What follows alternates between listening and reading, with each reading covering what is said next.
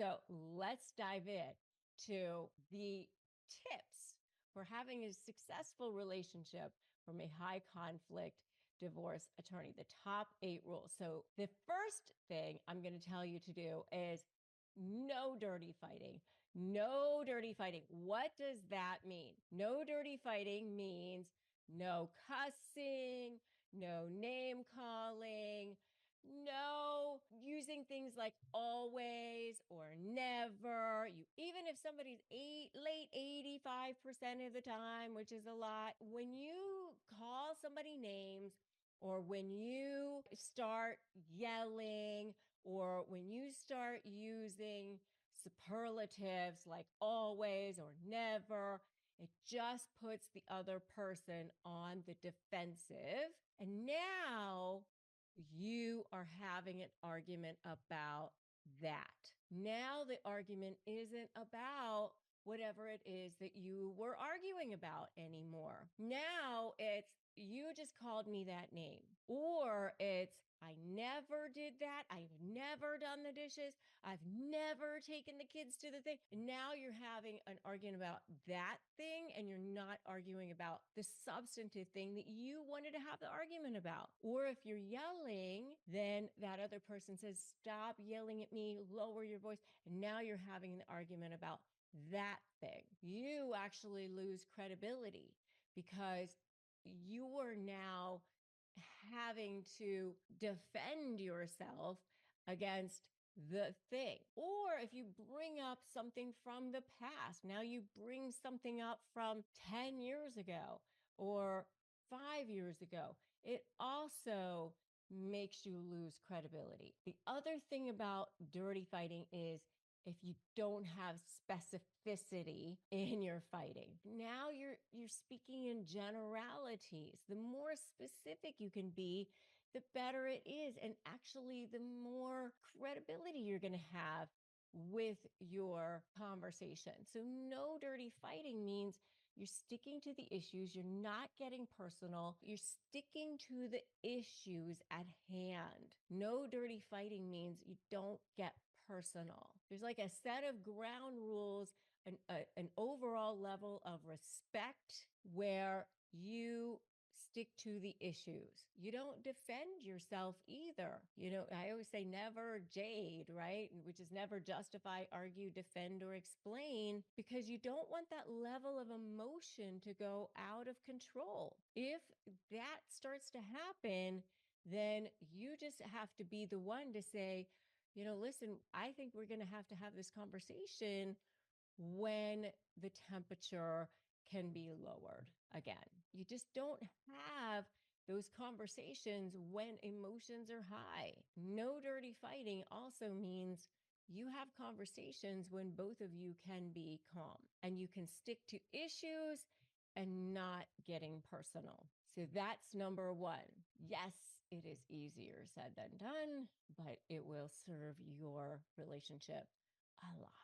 So number two is fairness is a farce. What do I mean by that? I mean that it's never going to be completely always 50-50 down the line as far as exactly who's doing what. You're not going to go, okay, you're going to do the dishes exactly 50% of the time, and the other person's going to do the dishes exactly 50% of the time. But what you can do is realize that there are going to be times that maybe one person needs the other person to carry more of the weight at times, and then you support the other person during that period of time. Let me figure out, this person is working really hard right now because they've got a lot going on at work.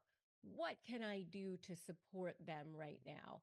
I can make sure that dinner gets prepared. I can make sure that maybe I rub their back, whatever it is that is normally their thing that they're doing at home. Let me take that off of their shoulders. Look for ways that you can support them if they need support.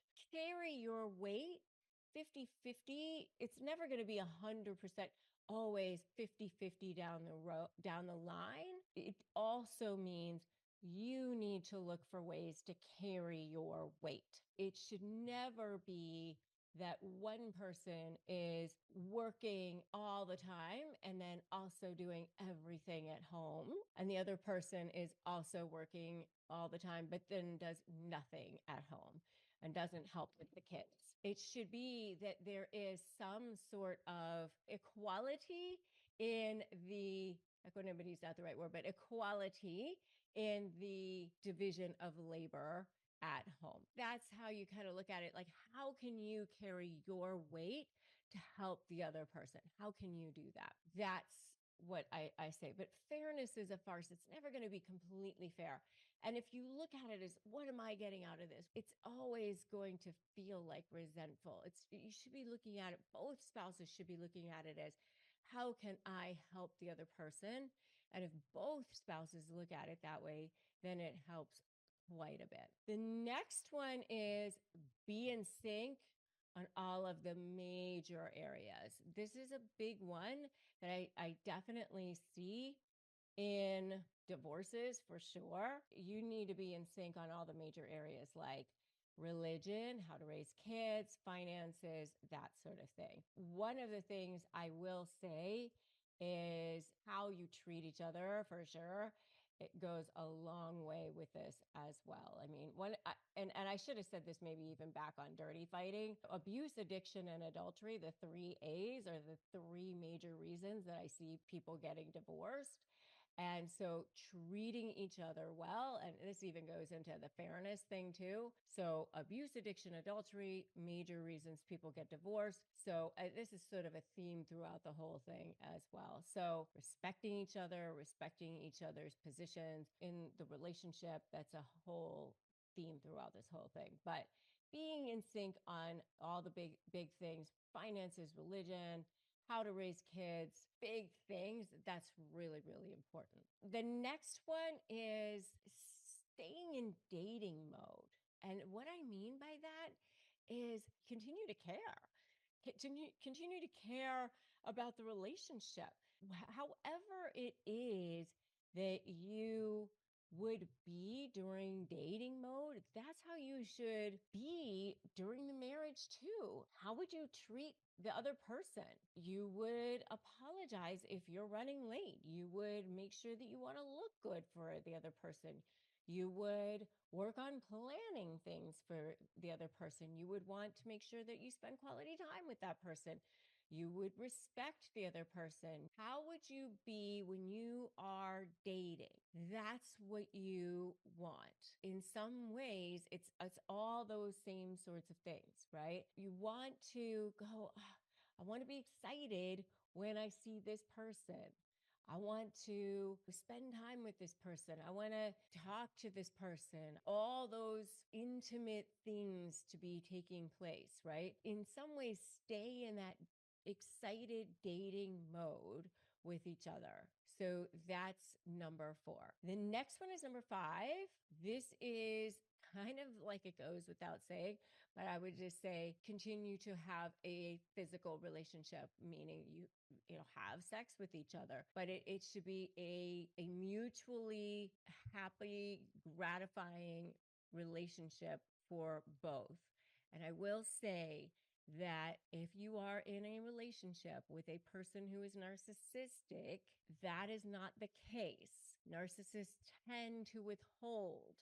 They tend to withhold all sorts of things, but sex is one of those things that they will withhold. Even a man will from a woman. If you are in a relationship with a narcissistic type of a person, then even the sexual aspect of things can be an unhealthy part of the relationship. And if you are seeing signs of that, then that is something that you may want to think about getting some help. You may want to think about getting some support around that.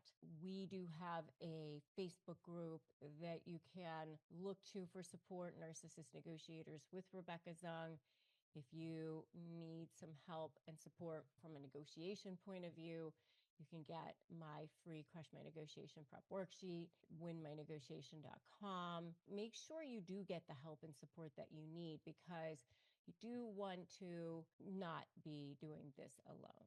Sex can be a beautiful thing between two people who are in a loving, committed relationship. That's number 5. Number 6 is, hey, for all you people out there who love to post everything on your social media, this should not be one of them. You should not be posting all of your details about your private life on social media. And I can tell you, as somebody who started practicing law right in 2000, I was actually still in law school in the late 90s. This was not a thing. And so I've gotten to see the whole arc of this, and it has really become a huge part of the fabric of our society. Instances of the diagnoses of narcissism, percentages have raised more than 30% just since the 1970s alone to the 2000s. It's skyrocketing. There's a narcissism epidemic right now. Part of the reason they say that this has happened is because of the social media, because everybody wants this attention. Do not post all of the details about your private life on social media. It's toxic to you and your relationship, and it can be used against you down the road if you end up, in a divorce or whatever. Just don't do it. It doesn't help you guys. Keep your private life private. If you agree with me, put agree in the comments below. You should not be posting information about your private life on social media. Anything you put your hand to is a potential trial exhibit. Whether you hit post, whether you hit send, just imagine the judge looking over your shoulder, that it could show up again in a court of law. So make sure that you don't put anything out there like that. So that's number 6. Number 7 is be each other's best friends. It's great to have other wonderful close friends in your life, but your best friend, the person you tell everything to, the person you tell your most intimate secrets to, the person you tell all the truths to, the person that you have the most integrity with in your relationships should be your significant other, whoever that is. When you're getting the award for lifetime achievement, or you're at your lowest point in life, or whatever it is, the highs and lows of your life, that is the person that you should want to share this moment with. Be each other's best friends. And you cannot do that if there's not a foundation of integrity in that relationship. And that's why I go back to that whole abuse, addiction, and adultery thing, because there's not a foundation of integrity in that relationship. When there is any of those things, and abuse can be emotional, physical, mental, then it attacks the foundation of integrity in the relationship. If you're lying to the other person, then there is no integrity, and you're not that other person's best friend. Be each other's best friends. Laugh together, do things together, spend time together. So we're working our way to the last one, which I think is the most important one. Don't think you can change the other person. You can't. So often people ask me, can narcissists change? How hard do you think it is to change yourself? It's hard enough to change yourself. It's hard enough to change your own neuronal patterns. We have neuronal patterns that are so fixed in our brains. 90% of the thoughts that we have today are the same thoughts that we had yesterday, because they're unconscious thoughts. And changing those thoughts are so difficult. They're hardwired in our brains. Our brains are not wired for success. Our brains are wired for survival. And in order to change those neuronal patterns, we literally have to hardwire those changes. We have to want it so badly. It's so difficult to do. Now you're going to say, I want to change that person. And you're talking about changing a person who fundamentally does not want to be changed, fundamentally is not self-aware by the type of person that they are. The personality type is a personality type that says, I am not going to go and be examined. I don't want people to tell me that there's something wrong with me, because that is going to actually expose me. You're upsetting the wrong apple cart over there. If you're dealing with a narcissist, you're really not going to be able to change that other person. But sitting around waiting for another person to change is not where you want to go. So you should never enter a relationship thinking, I'm going to get this person to change. I mean, think about how you feel when somebody says, I'm going to make you change. I don't like the way you are. I want you to be different. It makes you feel defensive. It makes you feel less than. It makes you feel unworthy. And we all walk around with worthiness issues to begin with. This is not the way that you should be in a relationship. All of us have traumas and triggers that we have to deal with. And when you are in a relationship, you are in a relationship with the other person's traumas and triggers. So both of you should be fully committed to dealing with your traumas and triggers. And if you're not with somebody who is open to healing instead of dealing, open to working on coming to a place of common ground, open to wanting to grow and grow together and being in sync on growing together, being in sync with you, then you're probably not with the right person. And you can feel it in your soul. You can feel it in your gut. That whisper tells you when you make decisions from the right place, you don't need validation from other people. If you're feeling like, oh, should I stay? Should I go? I don't know. You know the answer to the question for you. But if you want to have a successful relationship with the person that you're with, these are the rules, and that have worked for me. Both my husband and I are committed to also dealing with our traumas, with our triggers, because we know that within a relationship, there's kind of like four people in the relationship. There's the authentic higher self, and then there's the trauma self. And at any given moment, it's like, who's going to be responding? Who's going to be dominating? But you've got to be committed to not allowing that trauma self to responding, to dominating. Narcissistic people aren't necessarily aware, because that limbic brain of theirs, that trauma self, is often the one that's dominating. Rebecca, what would you say if somebody was listening to this show right now and they are where you once were? Maybe what the world would deem as successful, or they've achieved that thing that they thought was never going to be possible for them, but they woke up and they were like, this is not what I want. This is not what I want for my life. What would you say to somebody? Because this was you not that long ago, and people probably thought you were crazy for walking away from what you walked away from. But look at what has unfolded in your life since making that decision. So what advice would you give to somebody listening that might be where you once were? Oh my gosh, I have had so many times that people were naysayers for me.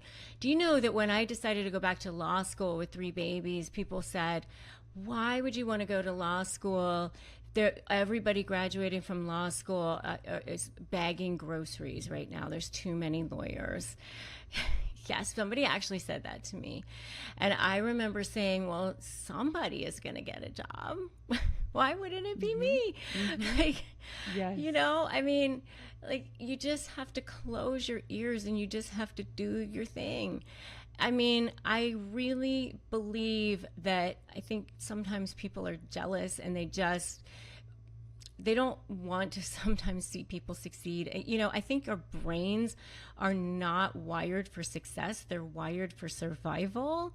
And, you know, I think that we are, I don't want to say fear-based, but sometimes scarcity-based. And, we literally have to retrain our brains to do the thing. And, you know, I think that if you just create, the S in Slay for me. So I have strategy, leverage, anticipate, and you, right?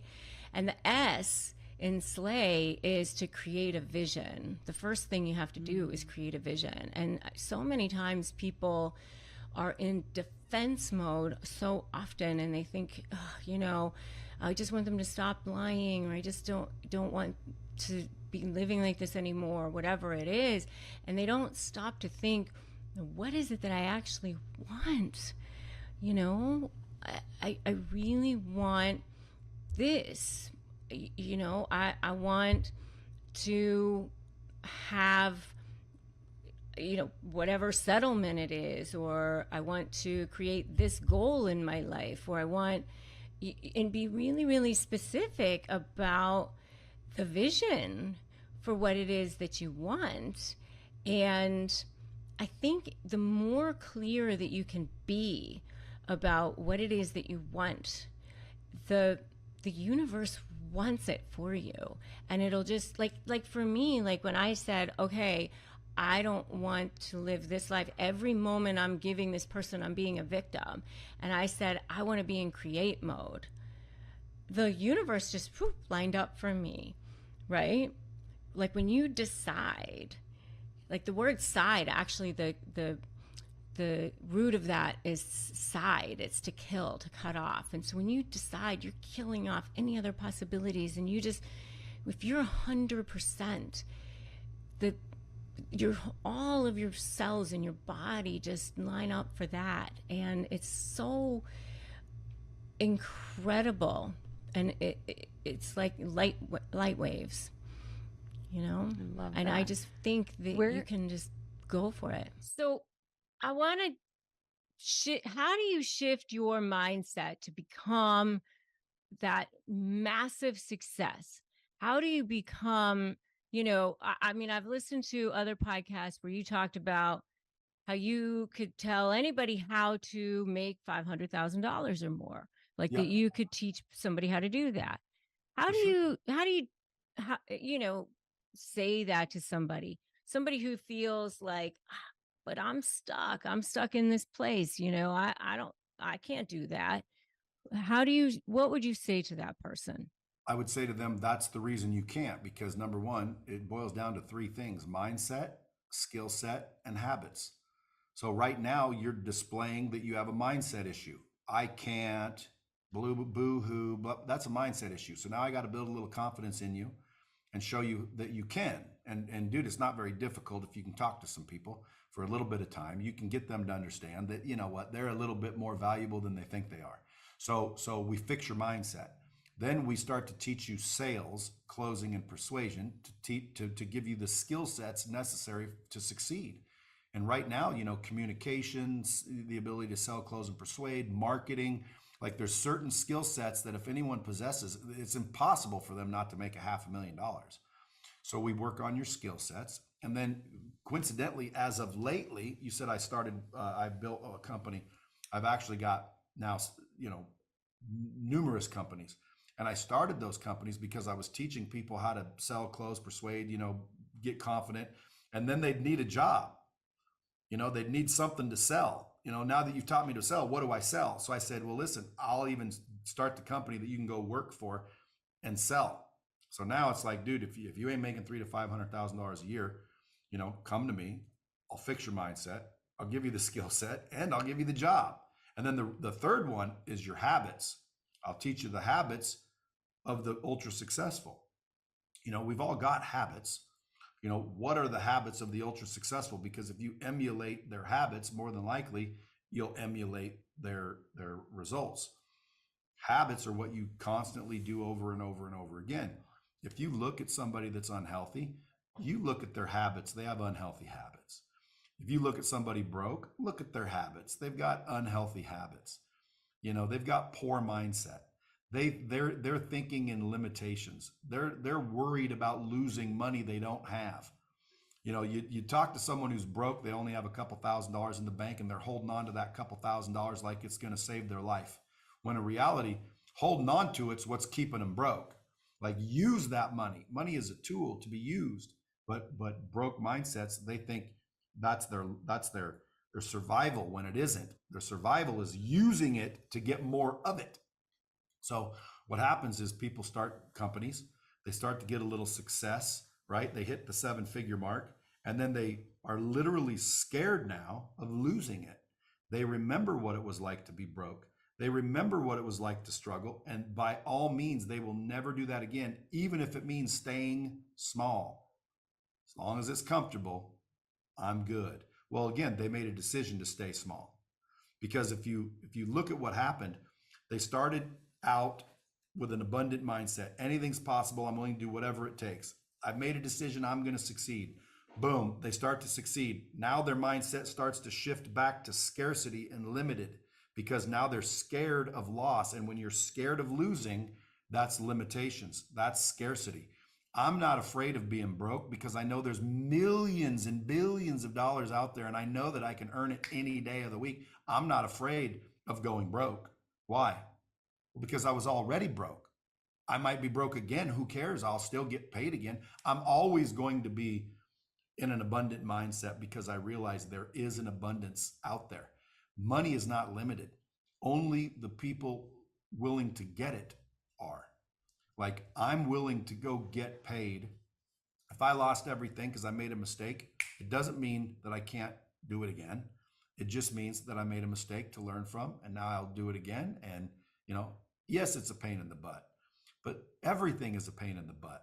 I tell people all the time, Rebecca, it is a bitch being broke, and it's a bitch to get rich. So pick your bitch. Because at the end of the day, dude, it's going to be hard either way. Why would you allow it to be hard and then end up broke? Why not make it hard and end up rich? Because yes, being rich is difficult, but so is being broke. So what are you trying to do? Think, man. It's a choice. That's why I keep saying, like you're preaching to the choir. It boils down to a choice. People can choose to be rich. I teach a technique to people all the time that blows their mind because it's so effective. They don't understand how it works. Take a piece of paper, write down everything on that piece of paper that you do not want in your life. You are sick of it. You don't want it anymore. And then simply stop tolerating everything on that list. Do not tolerate any of it. And I guarantee you, every single one of them will go away.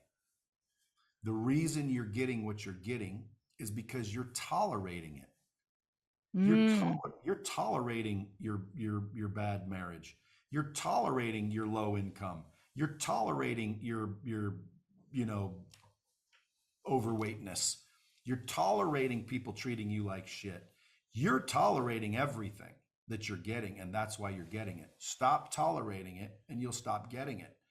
I'm telling you, it's that easy. Just write it down and watch. Now, not tolerating it is difficult. Yes, it is. I didn't say it's easy. It's simple. It's not necessarily easy to start losing weight, to start working out, to start being consistent, to start getting through the uncomfortable, phase of doing the right thing. But everybody knows the right thing. People pay me money to talk to me for an hour. And my first opening line every time is, so what was so important?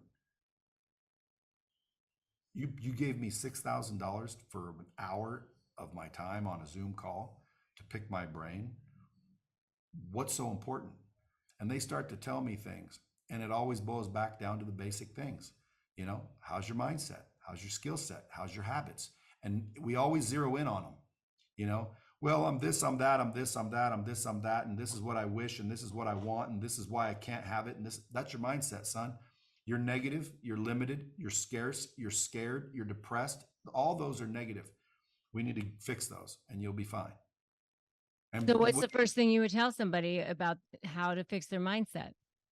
Well, I mean, again, it takes a little bit of work. You have to go ultimately, recreate a relationship with yourself. You have to go find worth in you. A lot of people want to raise their net worth, but in order to do that, you have to raise your self-worth. And if you raise your self-worth, which is much easier, your net worth comes with it. See what I'm saying? Oh, of Like, course. so Yeah. like right now, if someone called and offered me a job for $20 an hour, I'd say, no, thank you. You know, Of course. I appreciate the offer, but I'm worth more than $20 an hour. Some people don't believe they're worth more than $20 an hour because right now they're getting $9 an hour and somebody's convinced them that $20 an hour is a good wage. And I'm here to tell you, they're lying to you. $20 an hour is not going to get you very far. Okay. $200 an hour. You could offer me $200 an hour and I'd say no to your employment. Because it's not Right. enough. It's not enough. I'm worth more than that. I solve bigger problems than that. Okay. So again, So for people that made are the listening, decision. what's something that they could do every day right now to start fixing their mindset? Well, again, it's not something you do overnight, but the first thing I would do again is fix their value systems, their worth. So the first thing I'd do is just like if I were trying to repair any relationship, I would forgive myself for all the nonsense. I'd wipe the slate clean and literally forgive myself for anything I've done in the past, any mistake I've ever made. I'm going to forgive myself. Period. Now I have a clean slate. I'm brand new again. I'm reborn, if you will. Mm-hmm. Mm-hmm. And I'm going to commit to do what I say I'm going to do. Mm. I'm going to Good advice. realize that it's massively important to do what I say I'm going to do. So I'll be very careful with what I agree to. I won't say yes so easily anymore. I won't commit so easily anymore. Why? Because I do what I say I'm going to do. And Oh, yeah. the only way that I'm going to freaking commit is if I agree to do it. So again, you commit to do what you say you're going to do. Then number 3, you start racking up the wins, because confidence is really just the memory of winning. Mm-hmm. So if you win a lot, right, you're going to get more confident doing whatever it is you're doing. So Mm-hmm. I, believe it or not, create wins to happen all day, every day. So all day long, I'm winning. I'm winning when I wake up. I'm winning, based on what I eat. I'm winning when I take a drink of water. I'm Mm-hmm. winning all damn day, Rebecca. And when you win all day long and you're conscious of winning, you win at everything. You're winning all day long. You start to, believe it or not, feel like a winner. It's such great advice. So, you know, Hey, you want the rest of them real quick? yeah, please. Okay, so you start to feel like a winner, you rack up those wins. And then what happens, you start sitting a little taller and your chin gets a little higher and you start to actually feel like you deserve more. But anytime you think and act like you deserve more, there's going to be people telling you that you're out of your mind. Why do you think you deserve all this? Who are you to demand such things? Why are you being entitled? When in reality, you're not entitled. You just think you deserve more. And by the way, I think I deserve more than I'm getting. I do. You need to also. Why do you deserve more? I'll tell you a million reasons why I deserve more. See, there's the confidence. There's the self-value that you need. So again, you get it by racking up the wins on a regular basis. Every day you need to be winning. And here's the cool part. You get to decide what a win is. I say taking a drink of water as opposed to a soda is a win. So when I drink water, boom, mentally, I'm like, dude, I'm a winner. When I go work out, I'm a winner. When I make one extra phone call, I'm a winner. When I close a deal, I'm a winner. When I lose a deal and realize that I learned why I lost the deal, I'm up. That's a win. So I'm winning constantly and intentionally all day long, which makes me feel like a winner. Then people start telling me that I'm not. Well, that's step 4. You have to get rid of all the negativity. You have to protect what goes in these 2 ears, including what you put in there, because what you put in there grows. So if you allow crap to go in, crap's going to grow. You plant corn, up comes corn. You plant wheat, up comes wheat. This is your garden. You allow all this crap into your head, and now you wonder why your head's full of crap. So stop allowing this negativity. Stop reading the headlines. Stop listening to the hate. Stop doing it to yourself, which is the biggest problem. Most people's self-talk is terrible. So you stop all the negativity. Again, easier said than done, but that's what you do. You stop the negativity. And then you map out and visualize with specificity, just like you said, exactly where you want to go in life, exactly what success looks like. And then you simply ask yourself a question every day, because it boils down to choices. Every day, once you know exactly where you're going, every decision you make, you simply say, does this move me towards that or away from that? Because every decision you make is going to move you towards that or away from that. So that's your compass now. Now you have a compass every single day. Does it move me towards or away, towards or away? And you'll soon realize all the decisions you used to make were stupid, mindless, as opposed to does it move me towards or away? And you start to realize, and not all of them, because sometimes we instinctively know we're doing wrong, but you start to be conscious and you start to make better choices. And then you make better choices, and what happens? You start to get better payoff. And now you start earning more and being more and having better relationships, and all the things you're doing are now starting to literally come to fruition. And then I ask for one other thing. Seek new information on a regular basis, because the reason you're getting what you're getting is because you're doing what you're doing. So if you want to change what you're doing, a lot of people can temporarily change it, but to permanently change what you're doing, you need to change your beliefs, because the belief system is why you do what you do. So in order to change what you do permanently, you got to change what you believe. And the only way to change what you believe is to get new information. If you don't get any new information, it is impossible to change your beliefs. It's impossible. Think about it. The only way to change your beliefs is to get new information. Like if you tell a kid when he's growing up that fire doesn't burn you, fire's not hot, the kid might believe you until they stick their hand in the fire. And as soon as they do, they get new information, don't they? And that new information stops them from believing you anymore. Even though you're their parent and they love you, they're not believing you. Why? Because this new information just taught me differently. So new information is what allows you to change your beliefs, and you must change your beliefs to change your behaviors. And you must change your behavior to change your results. So it's common sense if you think about it.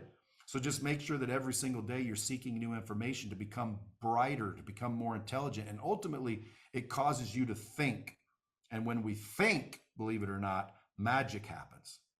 So we need to think more. We need to think more of ourselves. We need to think more of possibility. We need to be hopeful. We need to be abundant. And that's what causes it. So those are the 6. I call them the sacred 6, because that will literally cause anybody to become a lot more confident and to develop value for themselves. And again, it's terrible out there that a lot of people don't understand they're in the trap they're in because they don't think they deserve any more. They don't think they deserve any better. Such gold right there. Absolute gold. That's the gold that I wanted right there. Because what he just explained is how you can literally reprogram your brain. Your brain is just a CPU that was programmed, but without you even knowing it. It just, you were at the effect of your growing up, of your trauma, of all the stuff that happened to you without you even realizing it. What you guys don't even see is that it just happened. But it can be reprogrammed. 100%. You have a choice. And your brain is not wired for success. It was wired for survival. But you have a choice to rewire it. It literally can be rewired. And you can become somebody else at your decision. You can just decide to do that. And that's what he's talking about. And then understanding that you can choose an abundance mentality and not be in scarcity mode, because the root of the word scarcity is the same as scared, being in that fear mentality. Let me give you a hack. Pro tip. Because we're wired to survive, you just said it, we're wired to survive, not to succeed. But in reality, if you attach survival to success, your brain will be pre-wired to succeed. You just have to tie survival to success. And I've done that ever since I was little. I must be successful. I have to be successful. If I'm not successful, I'm going to die. There is no other choice. in the matter. If I don't succeed, I'll die. And if you really believe that, I promise you, you'll be wired to succeed, because Yeah. you are correct. Your brain is wired to survive. You just have to attach survival to success. If Yeah. you don't succeed, you're going to die. Yeah. Just convince yourself of that, and I guarantee you success, because you're right. Your brain is wired to survive, but you don't connect survival and success. You connect survival with living and breathing. You connect survival with, evading a scary situation, risk, right? Dude, risk is opportunity. Everybody's running from risk when in reality, that's where the opportunity is. Right. Why are you so afraid? You're so afraid of going to nothing when you're nothing now. You're afraid of being what you are now? That makes no sense to me. You already are nothing. You want to be Absolutely. something. So And- you have to and- literally risk your current life to get your new one.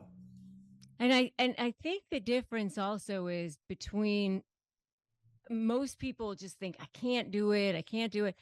And a really successful person will say, now, how can I? They just ask how. There's a way. You just figure out a way, right? They ask the how.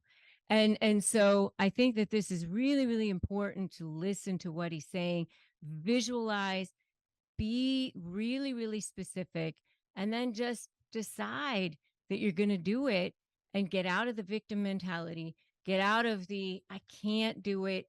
Because, what I always say is, do you want to be right about that? Or do you want the life that you want?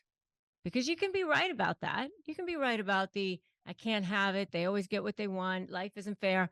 Or you can have it be different. Wish you had a bomb button. I'd be dropping it.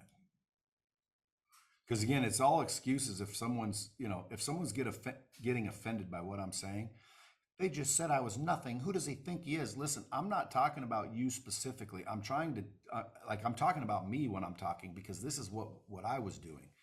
I don't come out on stages when I do keynotes and pretend that I'm better than everybody in the audience. Sometimes I do know that I'm ahead of everybody in the audience.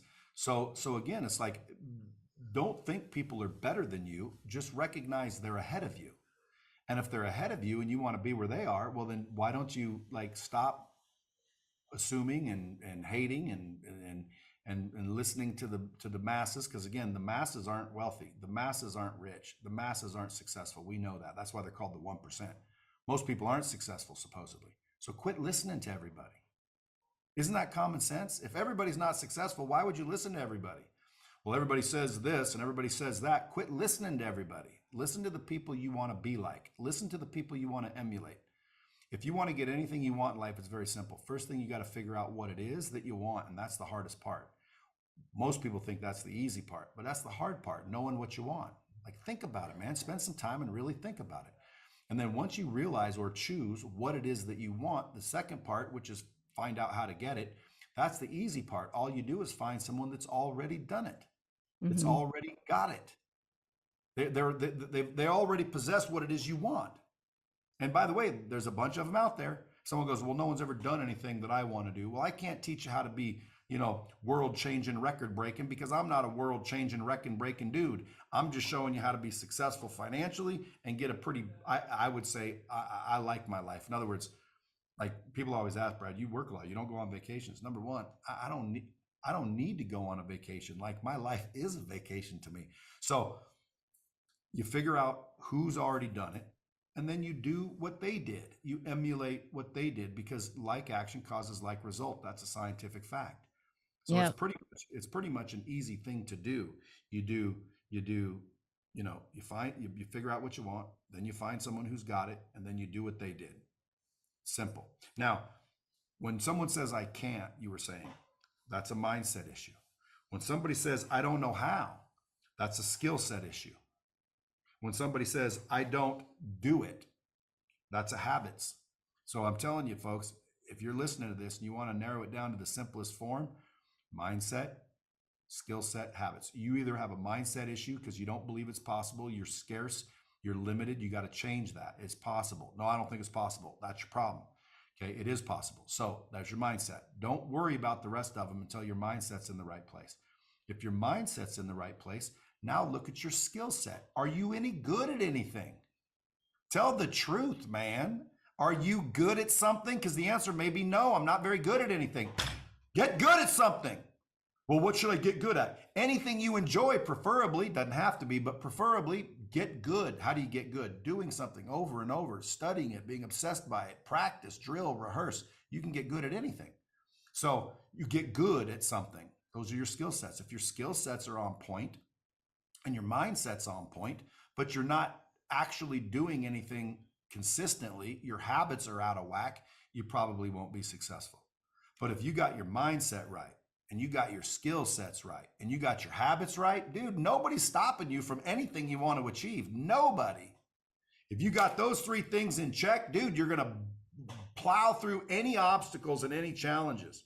And you'll actually be happy you're getting challenges, because challenges, if you really think about it, are what strengthen us. So when people pray that there's no challenges and there's no opposition, they're just naive, because what they're praying for is to stay weak and small. You want challenges and opposition. You want adversity. It strengthens you. It brings you where you're going. I always say, listen, I may be wrong. We'll know when we die. But I always say, God literally weeds out the undeserving with difficulty. So it's like, oh, you want something? Here, let me throw a little difficulty your way. If that stops you, you don't deserve what it is you wanted. And once you realize that, difficulty is now a test. Difficulty is now a ticket to the movie. So now when it's difficult, what do you start thinking in your mind? If you're looking at it like that, you're excited. You're excited to have a little difficulty. Why? I'm being strengthened. I'm being tested. This is the ticket to get in. This is the chance I've been waiting for. If everything's easy in your life, well, then you're probably not being tested, and you're probably not going anywhere either. So just remember that. Anytime you guys have adversity, smile in the face of adversity. And by the way, if you read the Bible ever, it says in the Bible, like more often than anything else, I believe, is do not fear. Don't be afraid. Why is everybody so damn afraid? I love that. I love that. Do you read the Bible every day, or is that something you do? No, I read it cover to cover a couple times back in the day. Now, I don't. All right. So what is something that you do every day without fail? Wake up with gratitude. Yeah. Me too. Like this is another hack, Rebecca. I call it the $1 million morning, because I use $1 million to make the point. I tell people, hey, what if I just gave you $1 million? Like seriously, even to successful people, Rebecca, you're very successful, but if I seriously said, hey, Rebecca, I love this interview, I want to give you $1 million cash. How would that make you feel? Like, just think in your mind, like, dude, you get a little bit excited, you get a little giddy.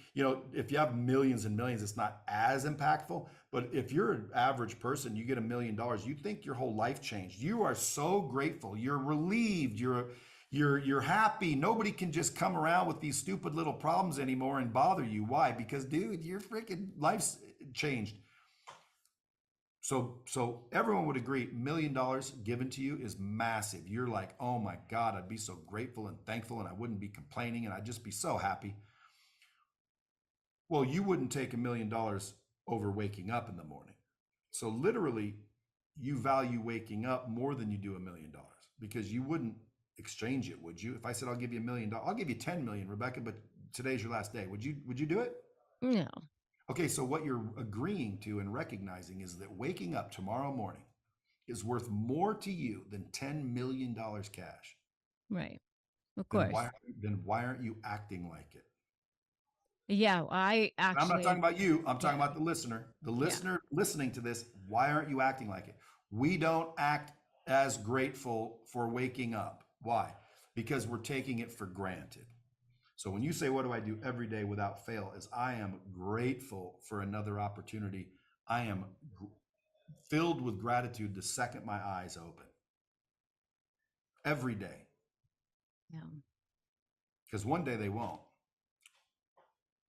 Yes. Amen to that. And so I Definitely. I think that's a great place for us to start to wrap up here, because I absolutely every morning I actually write down 5 things that I'm grateful for every morning. I got that from Bob Proctor when I interviewed him, who was absolutely one of the best interviews I ever did. I actually got off the interview and he coached me for an hour after, and he told me I should be charging $10,000 for an hour. He's like, nobody else on the planet is doing what you're doing. He was one of the most generous people on the planet, Bob Proctor. I absolutely loved him. But one of the things that he told me to do was write down 5 things that I'm grateful for every single morning. And ever since that interview, I have been doing that because of him. He was really one of the most impactful interviews that I ever did. And so I do have to say, that is something that I do still highly recommend to everybody to do. First thing in the morning is be grateful. Oh, we can't argue with that. If you wake up with gratitude, it shifts your perspective and puts everything in a place of opportunity. Because when you wake up and realize that you're just incredibly lucky to get another day, well, now you get to wake up. You get to go to the gym. You get to pick up the kids. You get to go to work. Everything now becomes an opportunity rather than a problem. Yeah. Before I started doing that, I woke up to problems every single day. There's people right now going, dude, that's me. I'm waking up to problems every day. That's because you're not basing everything in gratitude. As soon as you're grateful, you cannot be pissed off. You cannot be upset. You cannot be sad. There's no negative emotions connected to gratitude. So if you literally base everything in gratitude, the second you wake up, it shifts your perspective and now everything becomes opportunity. And that literally lends itself to that abundance mindset. Yeah, absolutely. And and so by recognizing that you can take back your power and say, hey, I am no longer a victim, right? I'm a victor here. I have agency. And that's what I did too. I'm like, I'm getting out of this relationship. I'm not doing this anymore. Mm-hmm. It's really powerful. I think insecurity from a standpoint of financial as a business owner, like sometimes when someone's producing, I imagine this, you could tell me, you're the expert, if a married couple that you could be dependent because maybe there's a breadwinner or something.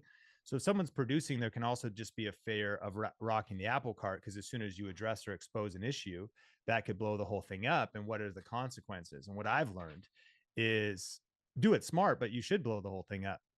I mean, that's why my conclusion is you just, John Maxwell put it this way in the 17 laws of teamwork. It's the law of the bad apple. One bad apple spoils the whole bunch. You have to get the bad apple off the team. And I mean, how long can you survive in a toxic environment? Well, you stay sick if you're in a toxic environment that's poisonous. You got to exit the environment or remove the carcinogen from the situation. So I think dealing with fear and what's going to happen in a trade-off, which is now a trade-off I'm not willing to make. The trade-off was, I'm aware of their problems, but I'm just going to keep ignoring them, and kind of learning like, man, it's not worth it.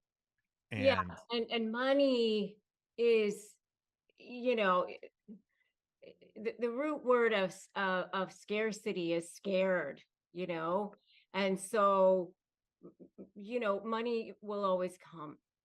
Mm-hmm. Mm. And it might, and I think I had to accept that it might not at first. Like there might be a recession but also, what do you want to build over time? And why would you want money but also being miserable? Or why would you want money but at the sacrifice of things that matter so much more than money? So especially if other team members are being treated wrongly or whatever, there's no justification ultimately for it. And so I would love to promise everybody that if they, especially like an entrepreneur or business owner, that if they deal with the issue, that like then their business will double. But it may not double at first. I can say that I think it will play out over the long haul. And this is what we've been experiencing, that organizational health trumps everything. And that we've been obsessed with health, with healthy culture, healthy team members, Mhm. and then cranking up the heat on all of that as well. I learned something. I think the book is called, I've never read it, but the book is, I think, called Management Ethics, or I'll look it up in a second. But maybe it's Ethical Sales. Patrick David from Valuetainment said that every year he makes his sales team read a book on like ethical management, and every year it ends up making people quit. And the reason why is also when you crank up, it's kind of like when the light turns on, the cockroaches scatter. Oh yeah. And so he uses it kind of as a filtering system. And you just were on my podcast and dropped a bomb about that as soon as a narcissist starts to kind of be exposed, that sort of is what shifts, it starts to shift the relationship, like start Yeah. getting, and we very much experienced that, because as we started to crank up culture, crank up health, call out issues, it actually resolved itself pretty quickly. And so was thinking kind of about the same thing. And that was sort of encouraging, because Patrick David is in hyper growth. He's built an exit of an insurance company and now is building a media company. But they're growing pretty fast. And I think that sometimes you realize, well, especially sometimes aren't salespeople, maybe out of compared to any other group, high probability of being narcissists? Well, probably. Yeah. Yeah. Funny, And so David and I have the same agent. We're actually working on doing a podcast swap right now. it's so cool. And so anyways, that was one little tidbit about him, just at least kind of like an annual cleaning. And that sometimes when you start talking about health and shining a light and cranking that up in a one-on-one environment, in an all team environment, that if that very well might mean some good people leave, it might mean some people get uncomfortable, and good, because you want values and principles and ethics and health to be paramount. And if that pushes out toxic people, thank God. Yeah. Yeah. Absolutely. Absolutely. I always say defend your light with your life. I mean, that is my new mantra ever since I dealt with the narcissist. Mm. Yeah. And everything you're saying is exactly that. So, and both you and your wife have experienced pretty significant health issues. We have. So the biggest one was, or the biggest thing that hit us, we got married young, 21. We were married for about 2 years before my wife got really sick. And then in 2009, she almost died. So as a young couple, I want to say we're 27 and 28. She's in the hospital for 6 days. There was a botched medical procedure. She got gastroparesis. We eventually learned, which is an idiopathic chronic illness where your vagus nerve is damaged. So your digestion is slowed. And depending on how severe it is, you'll eat, the food will just sit there and then you'll throw it up. And so at one point, she was throwing up 10 to 15 times a day, and her weight dropped so severely that she had to get a feeding tube first in her nose to get her stabilized, and then jejunum, which I believe goes into your upper bowel, but it was placed wrong. So instead of the liquid food going into her the right place, it was filling up her body cavity, which will suffocate your organs and kill you quick. Man. And so we were really young couple, 2009. She's in the hospital. And what's wild, Rebecca, was during this exact same time, we had purchased a house and a second house. One was a rental, and one we were house hacking because we didn't have much money, but this was during the Big Short.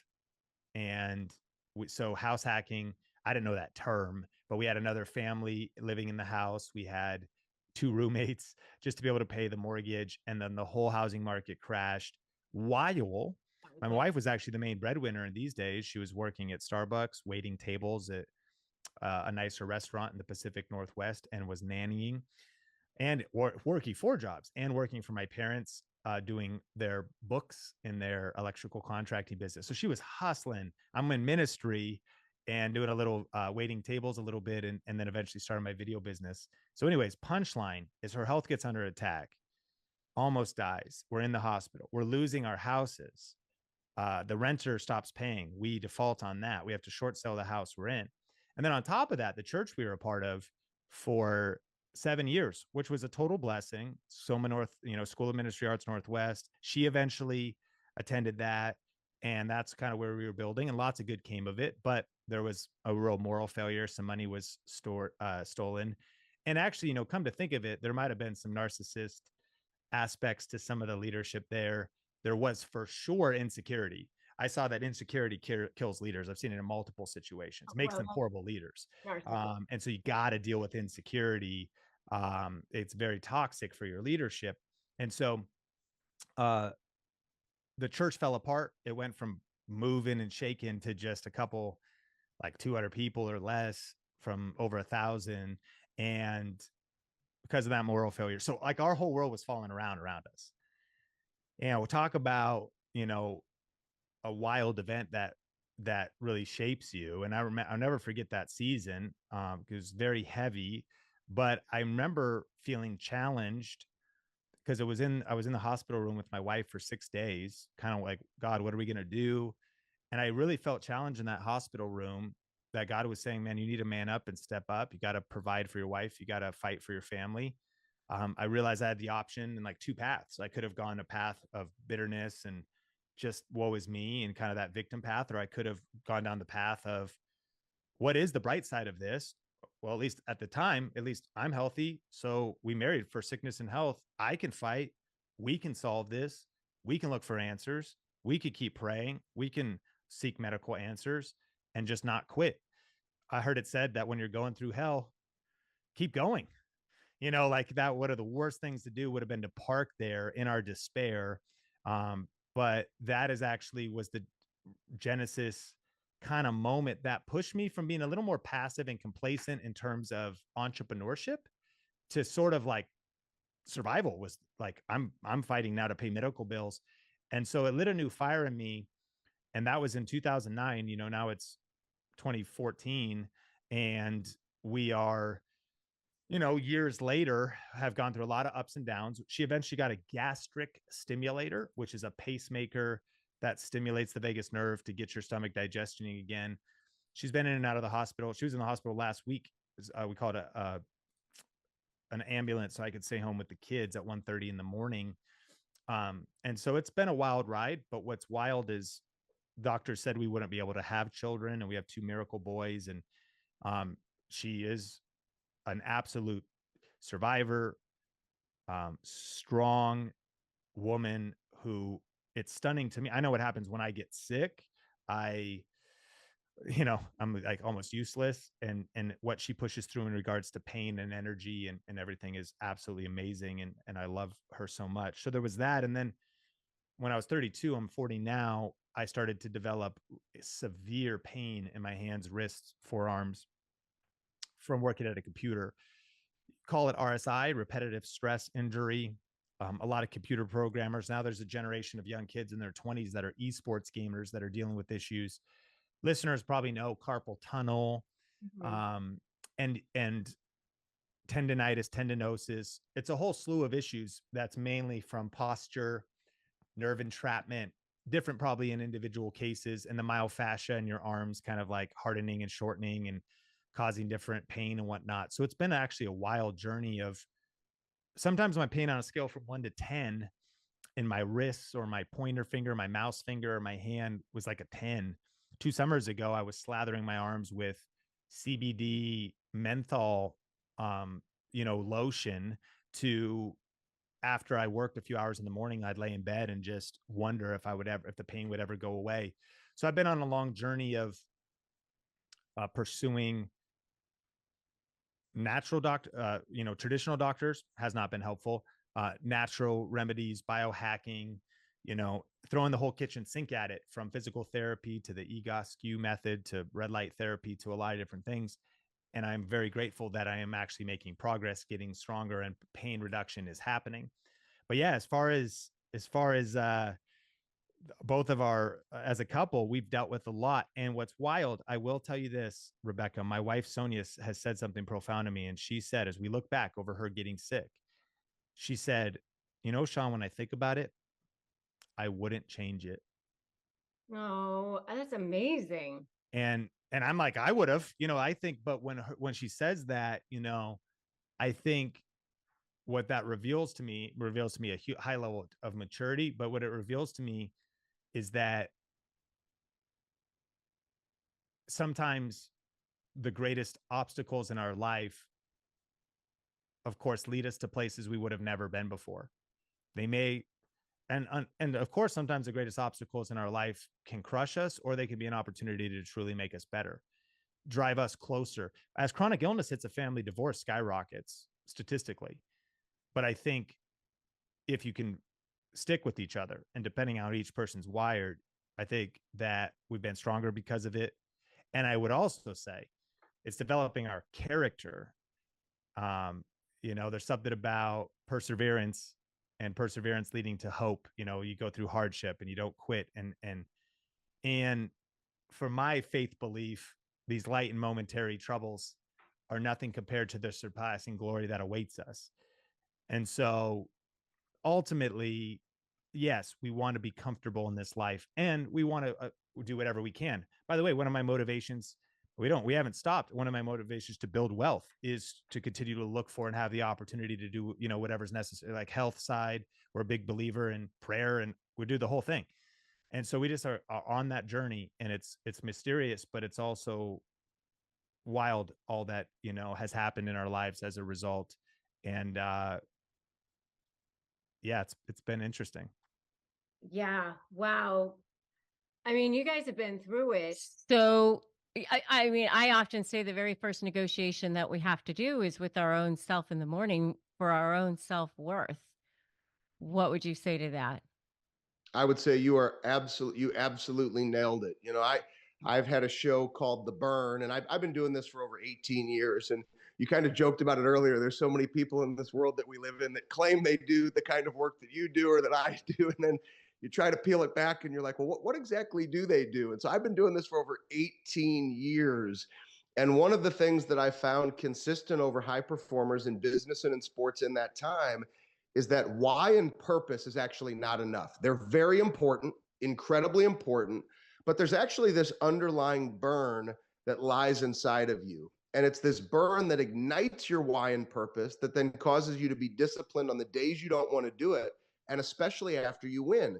And so for me, that negotiation with myself starts with me taking out a pen, putting it to paper, and writing down that burn every single day. And the moment that I connect to it, and actually, when I put it to paper, it's about the third time I've connected to it, because my burn is the name of my alarm clock. It's reading my mother's name, Janet Fishman Newman.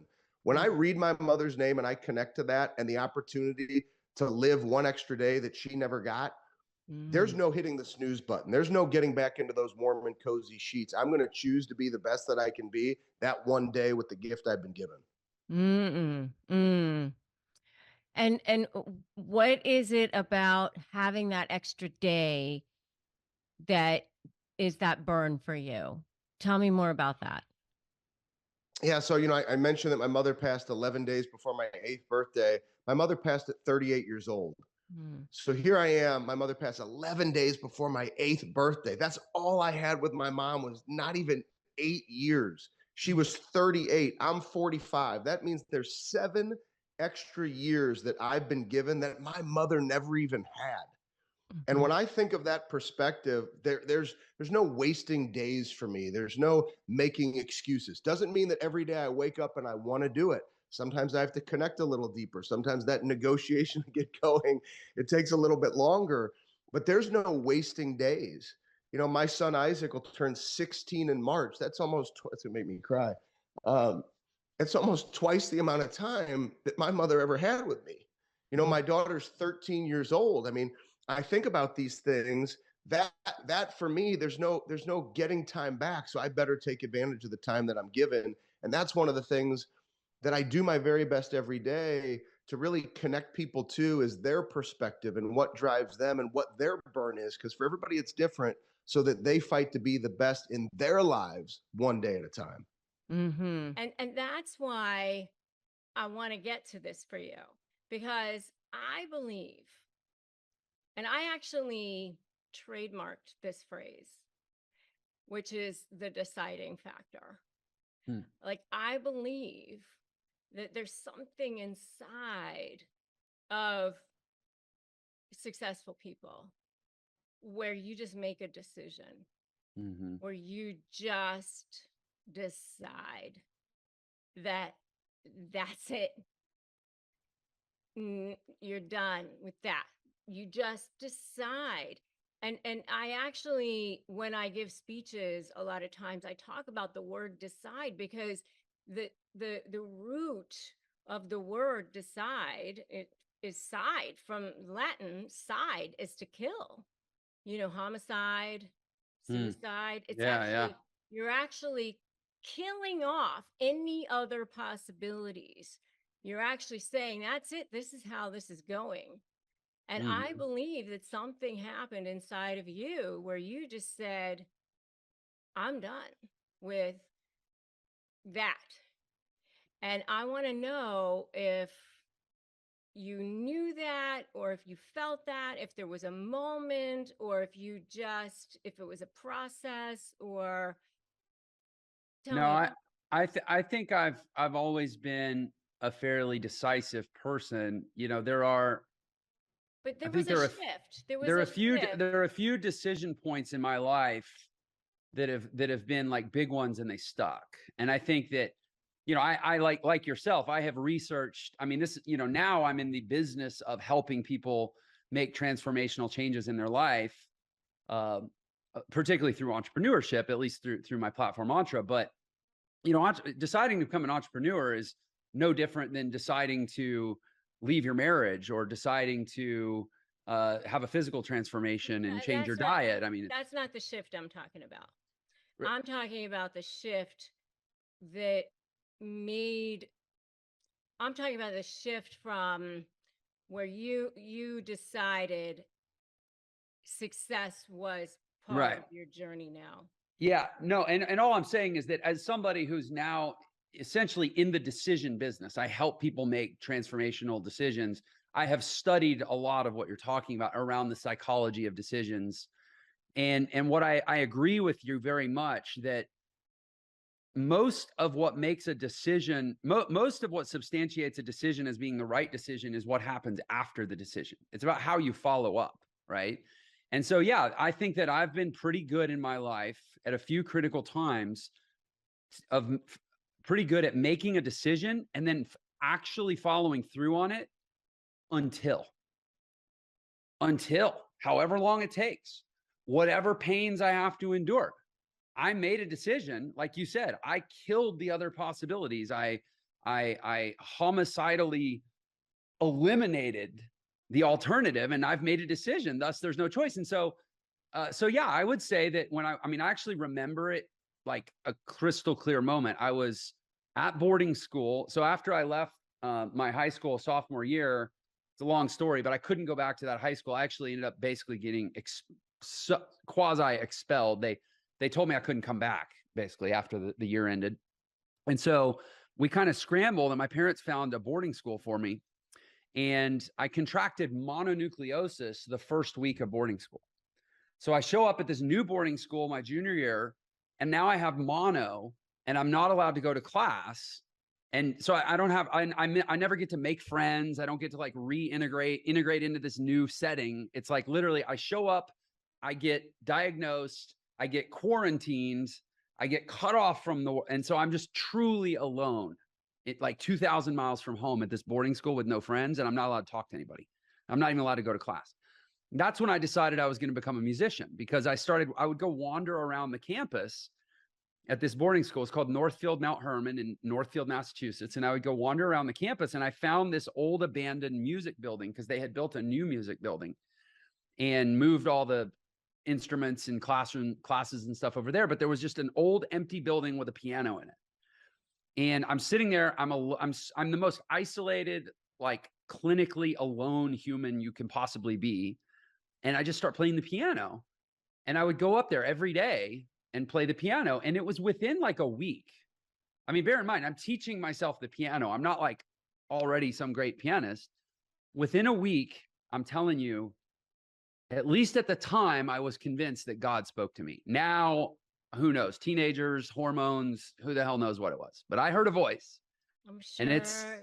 And it said, well, I'll tell you what it told me. It said, Jeff, if you don't learn to play this instrument, you're going to have to get a job.